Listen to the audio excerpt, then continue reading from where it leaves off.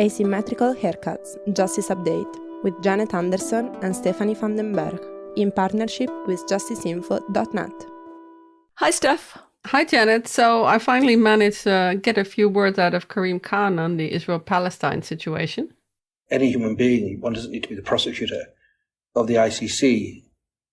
Any human being's heart must be chilled and frozen and heartbroken at seeing the pictures that are coming out of Israel and Palestine these last few days. There's been many pictures over years, but what we've seen is really heartbreaking. I think that's the only word to use.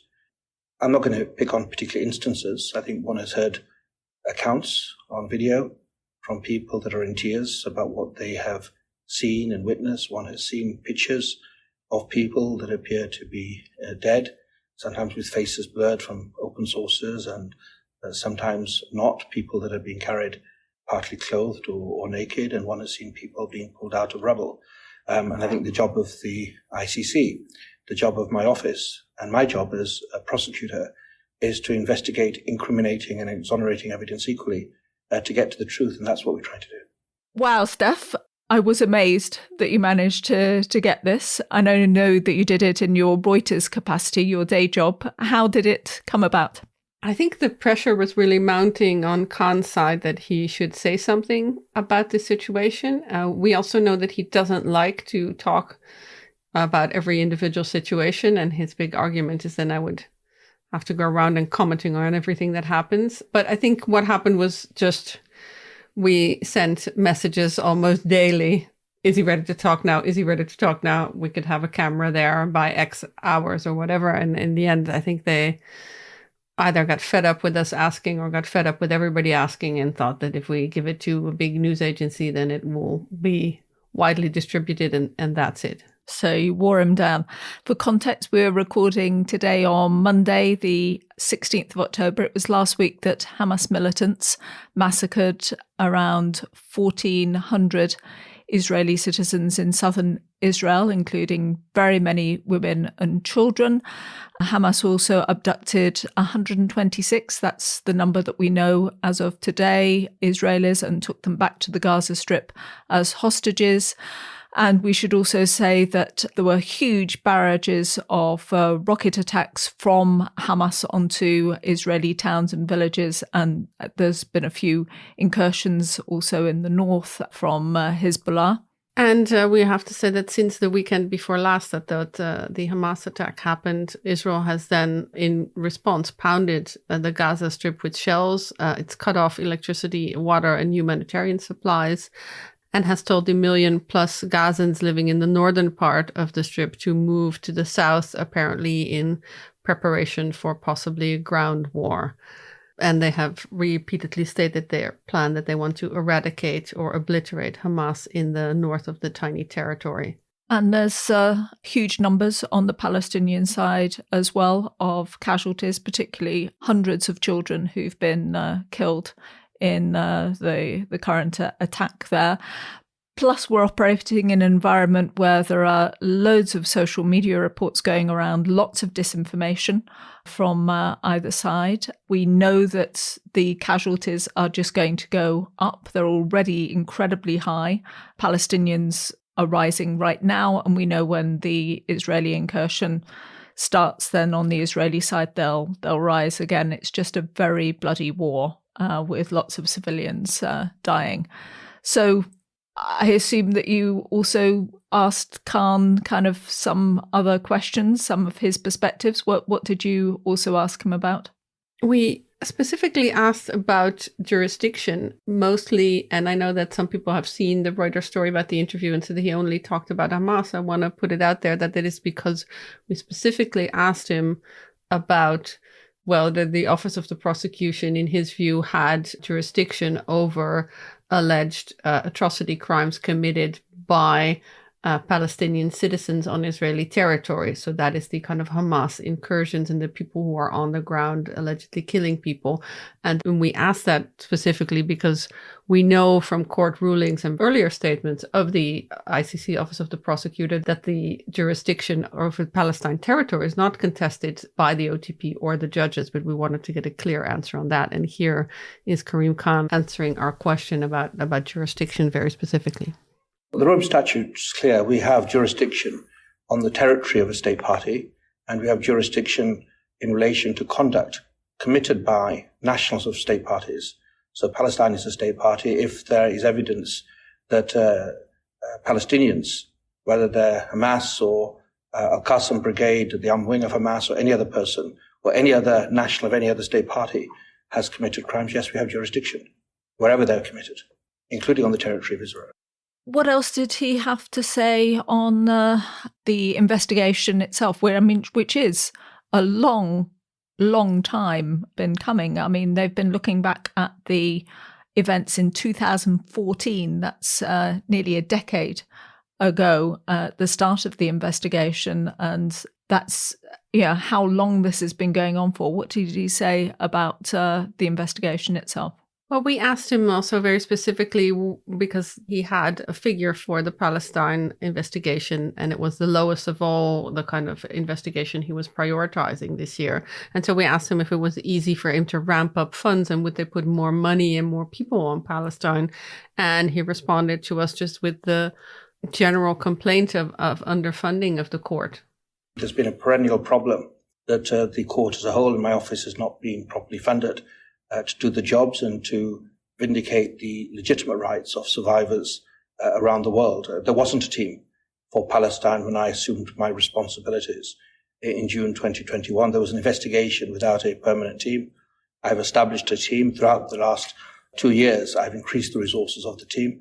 In the budget that is currently being considered by the Assembly of State Parties, we've requested additional funds. Palestine, but every other situation that we have is underfunded and under-resourced. And it's a challenge to state parties and the international community, whether they wish to give us the tools to do the job. I think Khan gave us the interview to take off some of the pressure on the ICC that we saw on social media to react to events in Israel and the Palestinian territories. But you've seen, just like I have, I'm sure, stuff from Human Rights Watch. I also saw from an official group of British lawyers this idea that previously the Office of the Prosecutor has issued kind of official, formal statements. I don't know whether you asked him about that. We didn't ask him specifically about that, but he did kind of say in the interview that he didn't want to have to give a statement about every situation, and kind of gave a very subtle swipe at earlier prosecutors who gave lots of statements about different situations. And he said that he wanted to put all his efforts in investigating and proving these cases in court and not just making some media statement that would get a lot of attention and then the trial later would not get as much attention. Yeah, I'd put the same question to the deputy prosecutor, Nazat Shamim Khan. She's actually officially in charge of the whole Palestine investigation. It comes in her kind of block of different situations that she looks after at the court. I was speaking to her during the summer and had asked her why the Office of the Prosecutor no longer seems to want to use its ability to, be some kind of a bully pulpit and tell everybody that they are playing a role. The prosecutor's position on this is very clear, I think, and that is that we are evidence-led as an office. We would prefer to speak through our applications in court, and that we should speak when we know that we do have evidence sufficient to bring somebody before the court. So making statements before that process, when we don't know whether we have evidence or not in relation to any particular perpetrator, and also making statements about a situation when we haven't yet made a determination on the evidence and the jurisdiction of the court in relation to that situation, really is preemptive of our processes. So I know very valuable politically for those victims who might look to us, for us to make a statement such as that.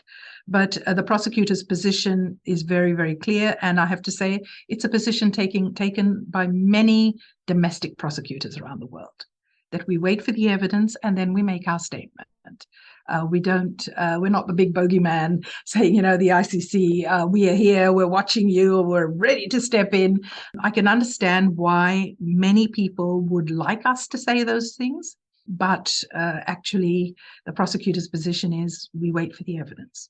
in this whole discussion about the ICC response, it also, what really struck me is that apparently there are people who believe that there is such a thing as a formal statement from the ICC and that there's a kind of procedure that they always do this or that. Well, it's really a kind of cobbled together situation. The first prosecutor, Luis Moreno Ocampo, enjoyed inviting all the journalists and basically talking ex cathedra and giving sweeping statements. The second prosecutor, Fatou Bensouda, was much more uncomfortable with that on a personal level to give these kind of press conferences. So she would issue statements a lot or just record a video of her saying something. And so then it seems like that is the way the ICC has always done it. But it seems to me that says much more about the personality of the prosecutor, what kind of reaction you get. And Khan, although he is very comfortable talking to journalists and likes to also hold forth, he is also very much a man who likes to portray the image that he doesn't have time for all this kind of media nonsense. He is working on his cases. He needs to prove them in court, and that's the most important.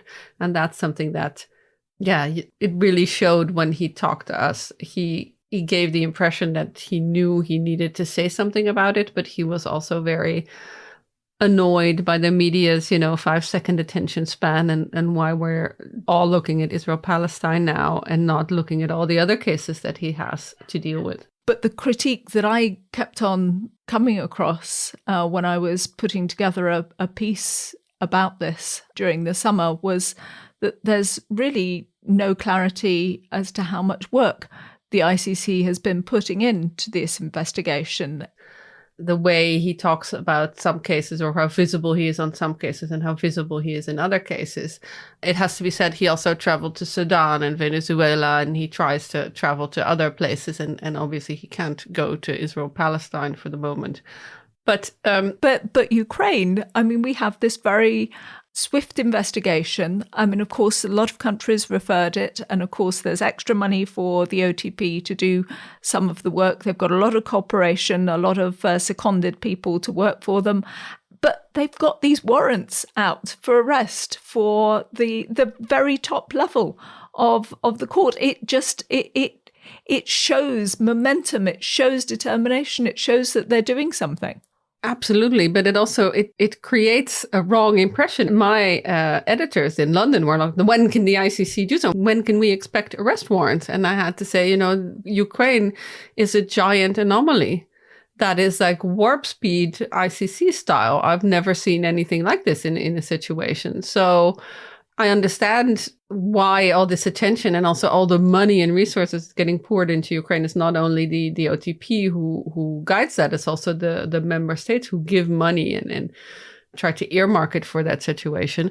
I do have to say that when he spoke to us for Reuters, he was also very clear that he isn't just looking at Israel and Palestine, but also at Mali, and was lamenting that we're not giving a lot of attention to Mali or their crimes against Rohingya. He was talking about women and girls in Afghanistan. And so he is looking at all this and trying all this and is frustrated with the media for paying so much attention to one conflict over the other. And it seems that something like Ukraine and now Israel and the Palestinian territories sucks the oxygen out of all the other kind of atrocity crime stories that we could do. And I noticed that on the desk as well. If I want to write about Syrian accountability, as we had a case at the ICJ just last week, there was just no room because we're being asked to write less because the desk can't cope with the volume of stories that's going. So that just means that something like this takes up resources on every side. I put directly to Nazat Shamim Khan, the deputy prosecutor, that comparison with Ukraine. Her response was that one of the main differences is essentially the huge engagement on accountability in Ukraine. And that's really what has made that situation different from the others. We know that there was an unprecedented number of states which referred the Ukraine situation to the court. And when that happens and the prosecutor opens an investigation, in a way, you're shortcutting all of these jurisdictional issues that we had to go through with Palestine. And so immediately, as soon as it was opened, a team was put together and deployed. That's the first. The second is, of course, our jurisdiction in Ukraine is an Article 12 jurisdiction because Ukraine is not a state party. And so once you have that kind of very clear basis, legal basis, we know what we're doing. And the third is that we're getting a very high level of cooperation and access in Ukraine. So, that immediately makes investigations much easier, much simpler. It does not stop our investigations. We will not give up just because we don't have access. But certainly it is much quicker, much more effective when we do have access, such as we have in the case of Ukraine. So in the case of Palestine, you can see that there is a differential basis then for our investigative activities when you compare it with Ukraine, where we can just fly in, we talk to the prosecutor general, we have access to the mass graves, we know exactly where the activity is happening. We've been able to work very closely, for instance, with the Dutch authorities on postmortems, on forensic examination. That is this is the way the ICC should operate for the future. It really is a model for the future. But we don't get that in every situation. And we certainly have not got it in the situation of Palestine.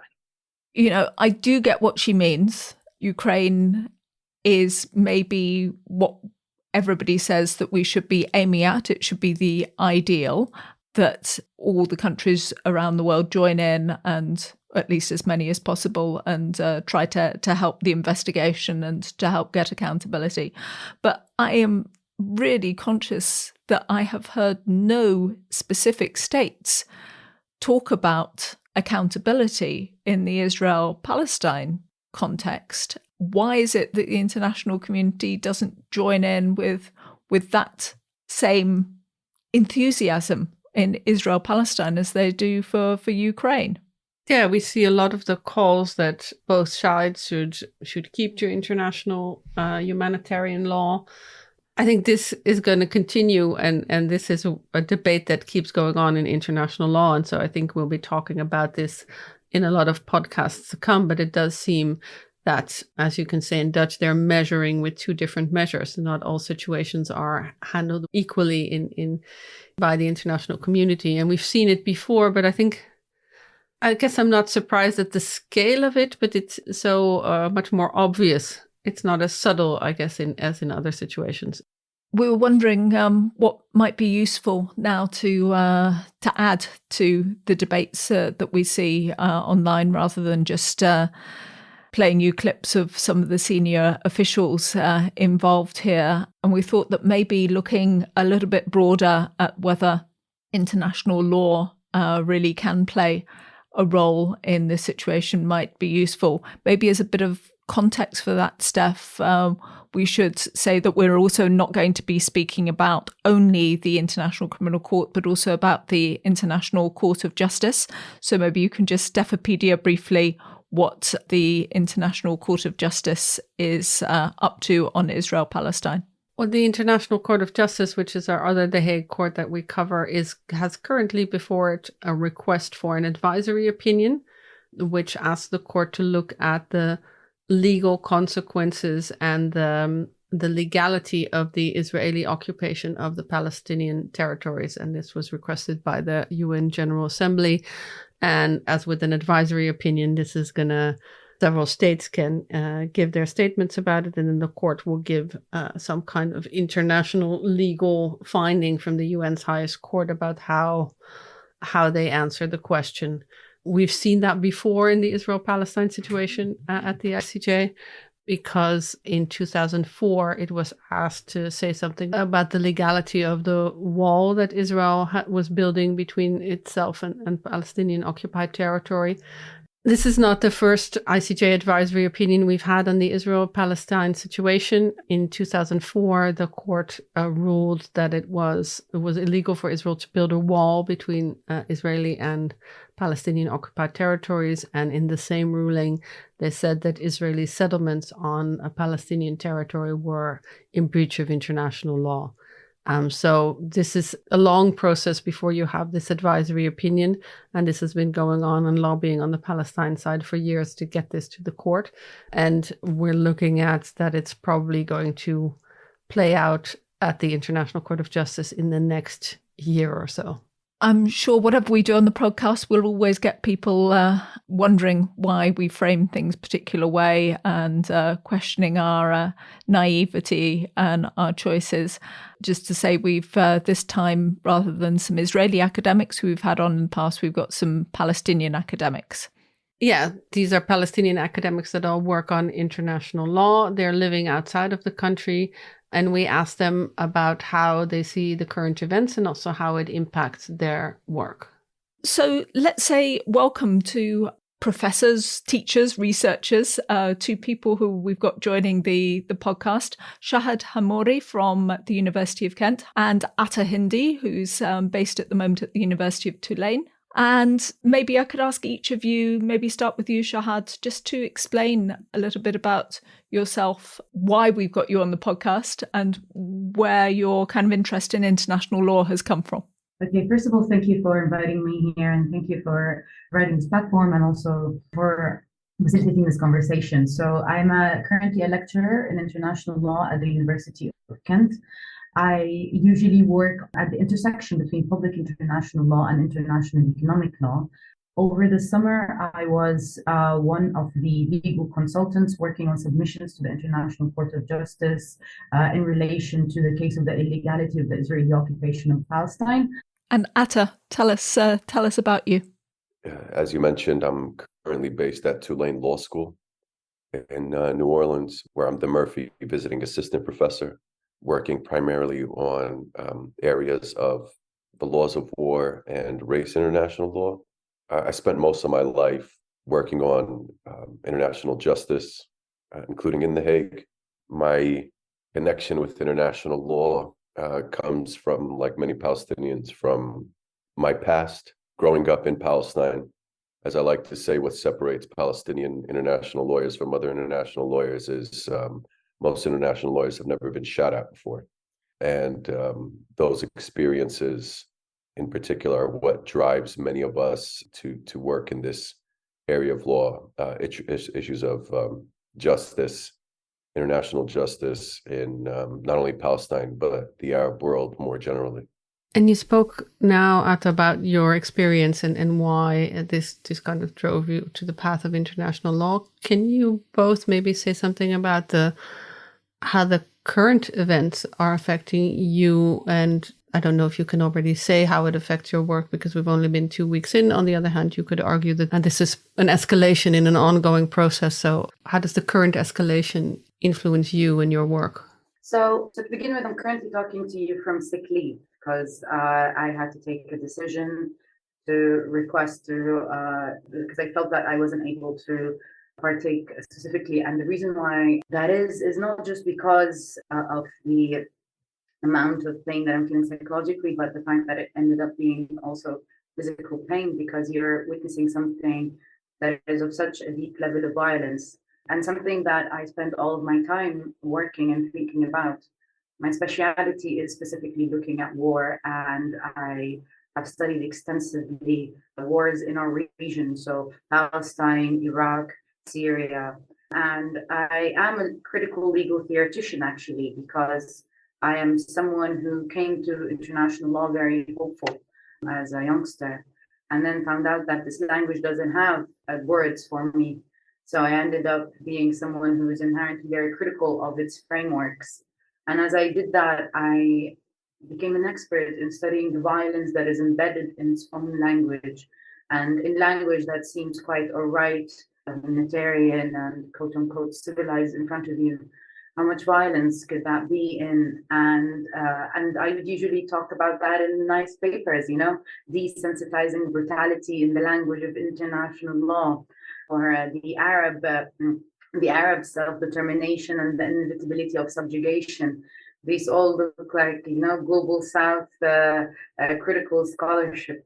But as I talk to you today, the pain that I was expressing in these papers, the violence that I was alluding to is very, very real in my eyes. I have never been under the direct risk of being bombed, but war has shaped my life vicariously through my psychological, economic, political surroundings. It has shaped my family history and it has shaped the people around me and the agony around me. Perhaps the fact that I haven't been under a direct risk of being bombed meant that I had enough privilege and mental capacity to do what I do. But it means that I don't have an exact direct relationship with that violence, but I'm very, very aware of it. And when I came to Europe to do my master's degree, it's as if I switched places and I saw how war looks like when it's only through a screen or a spreadsheet. And I found all the different reductivities of representation that could be there. I felt the distance of how at ease people could be talking about it. Yesterday, we issued a call for international law academics to sound the red alert on the incitement of genocide and the current possibility that a genocide is ongoing. I had international lawyers respond to me with the nitty-gritty details of a definition that we all know was very politically made, but then on evidence that is also being contested by different parties, and to have to struggle to use these words for my people, and to have to struggle to even go in and claim something that is as obvious as 723 children who have died in 1 week, and bombardment that amounts to the amount of bombs used in the past week was as much as the amount of bombs used by the US in 1 year in Afghanistan. And then for people to reduce that, and then we're stuck in the smallest details of things, there is something inherently frustrating about the whole process. If anything, what it has affected me in the past few weeks is that I'm grieving, I'm enraged, and I'm confused. I recognize so much of what you're saying, Shahad, in the sense of my own role. So thank you. I recognize that. I wonder, is this a way that it's actually affected how you are personally working now? Very much. There was a very big difference as I worked, for example, on the ICJ case between me and my other colleagues, because what I was trying to do is to translate the agony that I actually feel on paper. A lot of people would see that as delegitimizing my work, calling me de facto this emotional, angry Arab woman, you know? Our experiences are experiences that haven't been integrated into the lens of international legal thinking. So it is very, so our frustration with it and also our emotions are very, very, very viable.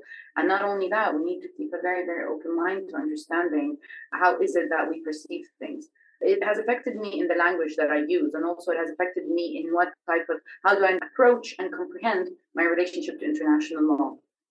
The only way for me to international law to be an emancipatory thing, and I'll expand on this perhaps later on, is through the usage and the focus and the harmonization of it with the language of self-determination, and with more of the global South 1960s, 1970s frameworks that focus way much more on how pain is felt collectively.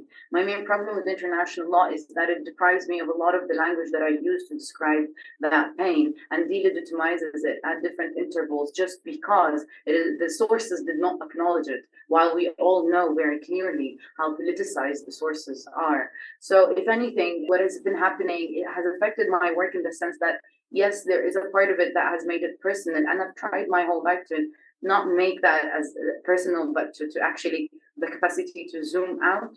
But at the same time, I do not think that devalues our perceptions. Actually, I think that makes our perceptions more valuable as a premises for the critique of the overall violence that the system we have at hand normalizes. Well, it's obvious the profound impact it has on you. And I'm sure you voice a frustration that a lot of your colleagues feel. Atta, do you have similar experiences? Yes. What I would like to say is sometimes my general experiences growing up in Palestine is really what brought me here. Not to get too personal, but I'm what I call a half-breed. My father was a Palestinian. My mother was Polish. So I'm also a European citizen as well. When she passed, when I was young, that's what had my father decide, I got to take these kids back to Palestine. And I like to say that my mother in her stead sent 1,000 women to raise me. And one of those women was my aunt, who used to work as a zakat charity, Islamic charity worker, and used to take me around the villages and camps around Jerusalem and Ramallah. And I would see the conditions that a lot of Palestinians were living in. I would put that as one of the defining moments that brought me here. Later on, I recall another defining moment that I was a young kid in the second Intifada, and my family had been through a lot in the first Intifada as well. but it was the images from Mohammed al-Durra, the young boy who was killed early in the Second Intifada. We all grew up seeing things personally and seeing things from other aspects. And then 9/11 happened, and then it was a very scary decade, I would say, for Palestinian and other Arab Americans here in the U.S. I had come back to the U.S. at the time, and I saw the way mobs were built up, the sentiment, the language. I like to say that Palestinians, Arabs, Muslims in the U.S., we kind of hardened up, right? And it was always as if we were not allowed to display emotion. We were held accountable. And I've kind of taken that to heart, is where you won't catch that.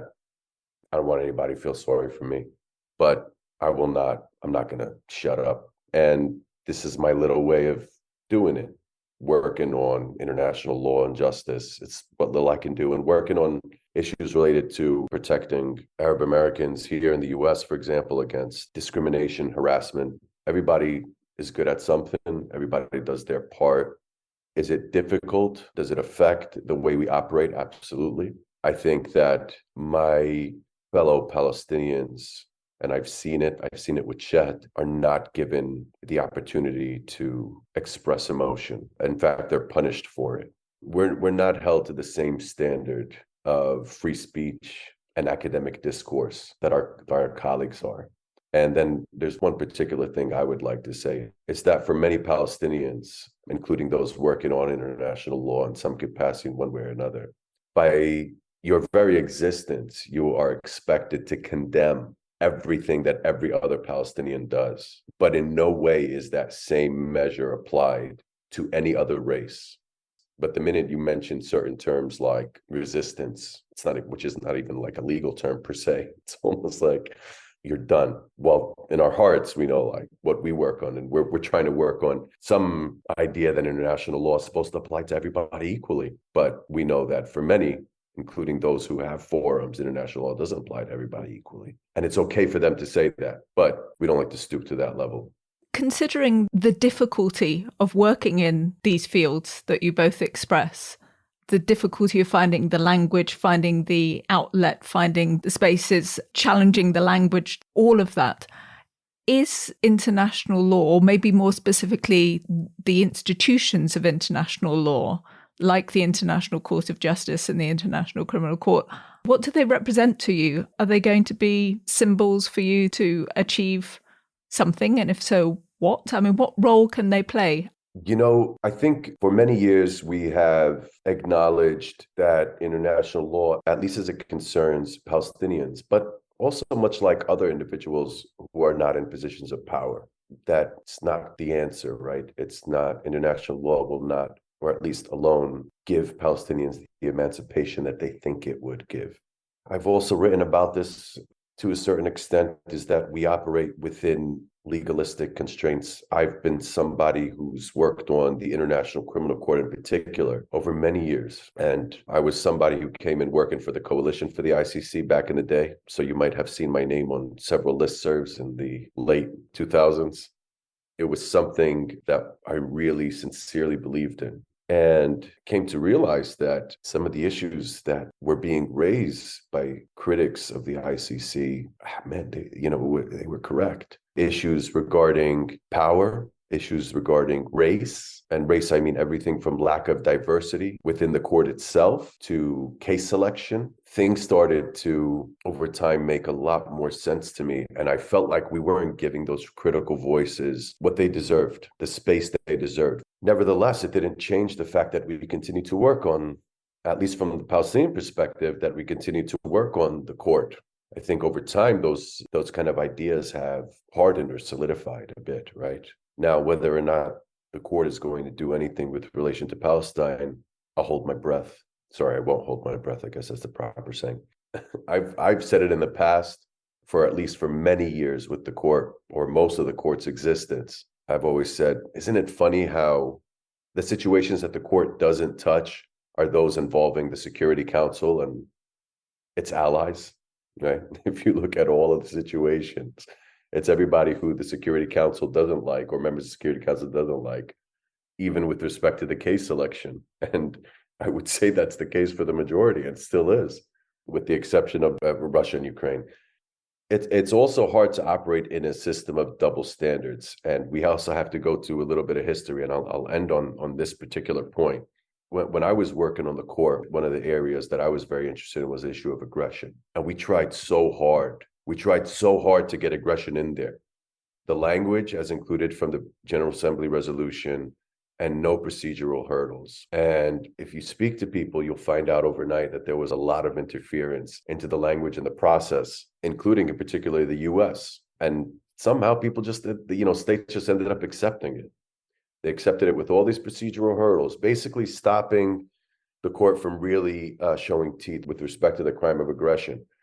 And then you got a situation in Russia, which is arguably one of the biggest cases of aggression since. And nobody goes back to say, you did this, you created this culture of impunity, and you allowed this to happen. And I like to say the same thing for Palestine. The court itself states themselves saying that we expect the court not to intervene in this particular situation. You created this culture of impunity that allowed whatever's happening today from every single party involved in the conflict. You created this culture of impunity. You allowed this to happen. You talked about deterrence, but you gave the exact opposite. It's like people are surprised. I'm not. At some point, we knew something like this was going to happen. It was just going to get worse. We were going to have another Gaza. But for some reason, people are shocked. I hate to say that I wasn't. And Shahad Atta spoke about the ICC and his feelings about that. And you told us that you worked on the ICJ. What do you feel about whether the ICJ can do something, or international law institutions can actually make the situation better? Because the Palestine Authority has put also a lot of time and effort in getting these campaigns to get a question to the ICJ, to present the case to the ICC, to become a member of the ICC.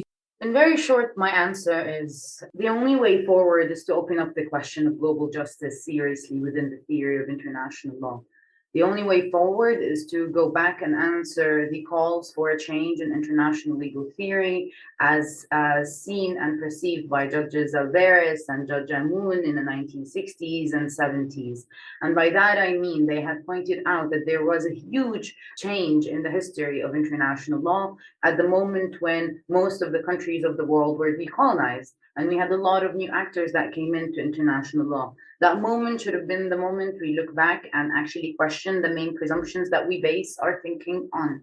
And by that, I mean international law as we know it today is an extension of Western legal thought as transposed from state law to international law in a lot of ways. And the reason why we keep it that way is very political. The calls by Alvarez, Amoun, Bajawi, all of those were completely overlooked.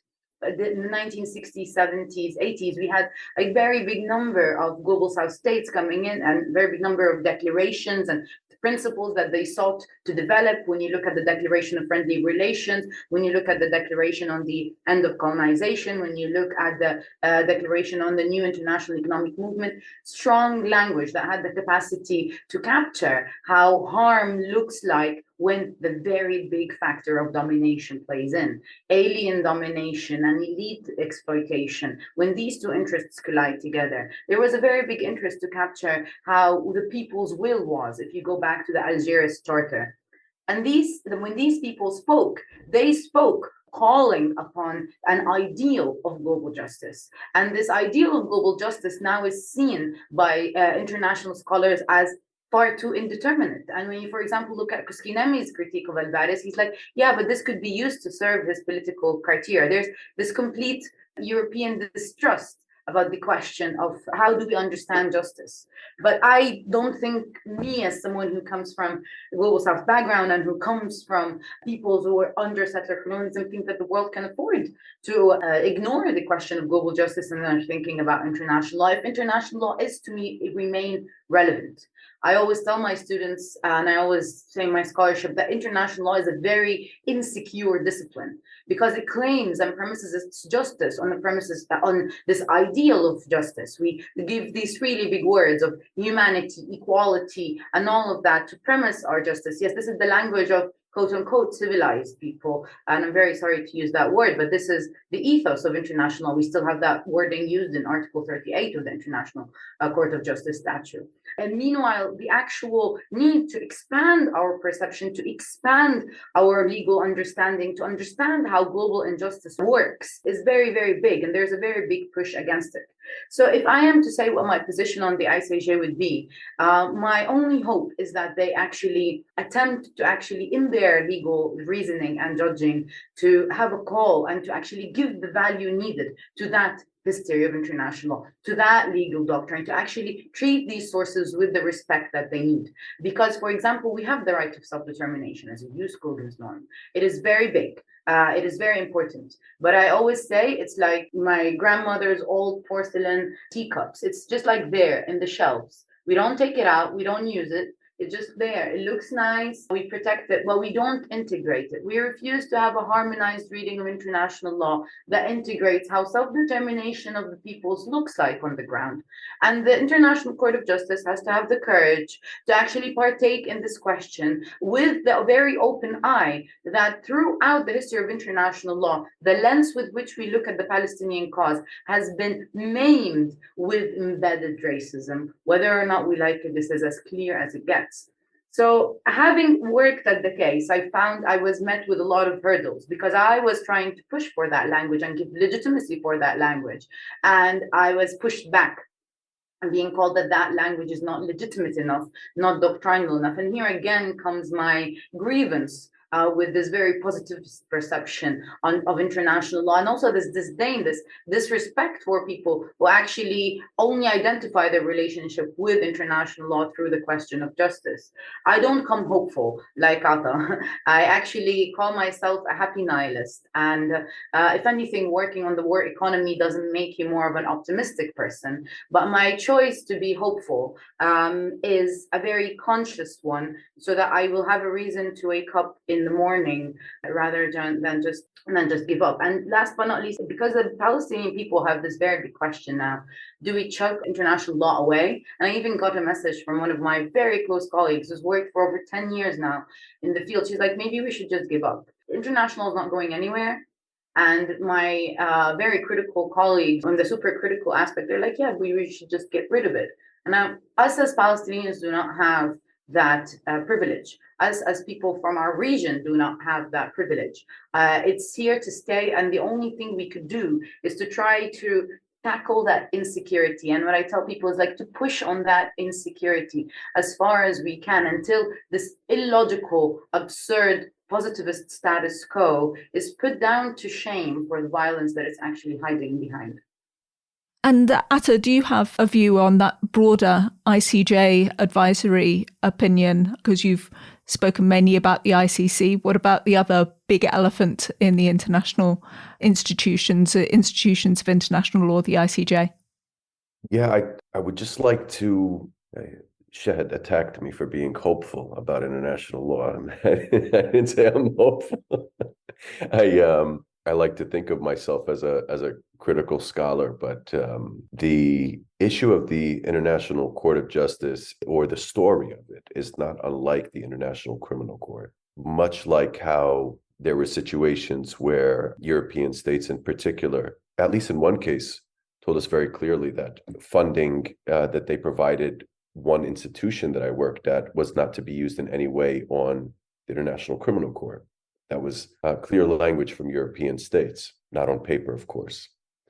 The International Court of Justice is very similar, is that there was a lot of pressure, and now there's pressure on the court to not continue for jurisdictional reasons and whatnot. And I think that with the ICJ, I think that the ICJ has, I'll speak about what it has. I'm not going to speak about what it's going to do. But what it does have is an opportunity to speak for the legality or illegality of the occupation overall. I argued in a piece that I published with Twaler, the Third World Approaches International Law Review, that based on previous arguments, it's not anything special, based on, in particular, the arguments of Ardi Imseis, another Palestinian scholar, that the court should find the occupation illegal because it's only vis-a-vis the occupation that you can find that serious breaches of peremptory norms, including the breaching the prohibition on the right to self-determination, are occurring, and you can't continue the occupation without breaching those serious breaches of peremptory norms. I do hope the court does, in fact, continue in a way that comes up with a strong opinion in this regard. But what I will say, to Shahed's point, is that it still does not capture the entirety of the Palestinian, even again, that's operating within the constraints of international law, doesn't capture the Palestinian experience. It would be naive and it would be just flat out wrong for us to say that such a determination could be made without prejudicing the rights of, in particular, Palestinian refugees. It really doesn't capture the essence of Palestinian suffering. But nevertheless, we operate within those constraints. And I think one more thing, just a very brief point I would like to mention, which I hope that people will listen to. I don't need the sympathy of other international law scholars. We don't need it. At the very least, we hope that you can show your human understanding. We're tired of terms like whataboutism, terms that, they speak about. It's almost like saying all lives matter to Black Lives Matter. Every time we try to say something, there's always a response. Palestinian and national lawyers are not going anywhere. And the Palestinian struggle is not going anywhere. Never. It's always going to be here. And if you don't like it, then just at least accept that fact. And if you want peace, you're going to have to put that little justice part in there too. Because without it, I don't see how you think Palestine's any different than any other situation. It's the same, just like other situations of occupation. And I'll leave it at that.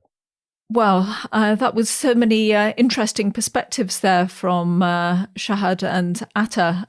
Things like the need for these international institutions to have courage. And so many different references, a whole kind of curriculum in itself of critique of how these institutions work. But should we just finish off the podcast, F, with sort of coming back to some current events? Do you have some final thoughts yourself? Well, I think in every kind of conflict situation or situation that we see that eventually lands at the ICC or even the ICJ, there's a lot of general perception about what international law can and should do and how it can and should operate. And, much like with the COVID crisis, that everybody on social media was suddenly a virologist. Now everybody is an expert on international law and the Geneva Convention. But there are very clear constraints, and there's not a lot that international law can really practically do in these cases. And these cases are only just fragments of a much larger mosaic of events and things that influence each other in politics. And there is this idea that international law is extremely clear-cut, while the law of war is much more complicated. And what is, we're going to try and have another podcast to look at that more specific, these kind of targeting civilian infrastructure, what has actually been said and proven in court, and how hard is it to prove these kind of things in court. Those are things that, yes, there is a law against it, but the most important thing my partner said to me this week was that you don't need to have an opinion or that you can say clear-cut whether this is a crime or not. Why do people think it's so easy when we hire all these super senior judges? It's said in these very well-paid international courts that take years to decide on cases whether something was or was not a war crime. And even then there's discussion. And so why would you in week one on Twitter have to get a clear-cut opinion or an idea about whether it would fall under this or not? We have to realize how very complicated this is and how very limited it is by what it can look at. My personal resonances this week were the way that there were kind of really deep-seated emotional responses to what was going on. There was so much baggage around. I'm living at the moment in Vilnius in Lithuania, which was one of the places where the Holocaust was so severe, not because people were sent to concentration camps from here, but because people were slaughtered in their own villages by their own neighbours. So that whole sense of to be killed because you are Jewish is just, it's seeped into the ground here. There's blood these are called the Bloodlands. This is what happened here. And the other resonance was of what happened in 1948, what the Palestinians called the Nakba, with the establishment of the State of Israel, where Palestinians were forced out of their villages, or just to protect themselves, they just piled up a few belongings and ended up somewhere else, often in the refugee camps that we now see featured on our screens. We wanted to give the last word to Karim Khan, who also, when we talked to him, wanted to reflect kind of on the wider impact of the suffering he's seeing, and not only talk about what international law can do, but also did a very basic appeal to the humanity of all actors involved in this. There's tears and heartbreak and the spilling of blood in the Middle East. It's there in different parts of Africa, or in Asia, or in Ukraine, where we're also operating. And it goes back to the message I said before, that we have our jurisdiction. We're going to do our best to make sure we don't just move for a quick round of applause.